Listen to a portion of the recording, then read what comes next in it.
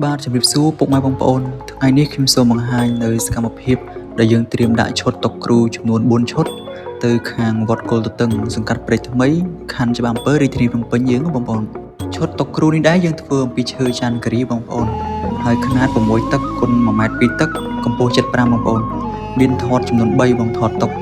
ស្អាតដូចក្នុងវីដេអូអញ្ចឹងបងប្អូនកៅអីយើងប្រើជាលក្ខណៈពូកបងប្អូនបាទកៅអីអញ្ចឹងទុនស្រួលអង្គុយហើយខាងបងប្អូនក៏មានឈុតតុគ្រូដែលធ្វើអំពីឈើកស៊ូគៀបបងប្អូនប្រើឆ្អឹងដែកបងប្អូនឆ្អឹងដែកហើយប្រើជាមួយឈើកស៊ូគៀបស្អាតម្យ៉ាងម្នាក់ទេបងប្អូនទៅខាងវត្តគល់ទទឹងនេះយើងមានឈុតតុសិស្សចំនួន160ឈុតឈុតតុគ្រូ4ឈុតនិងក្តារខៀន8សន្លឹកបងប្អូនបើបងប្អូនក៏ដូចជាលោកគ្រូអ្នកគ្រូមានតម្រូវការឈុតតុគ្រូឈុតតុសិស្ស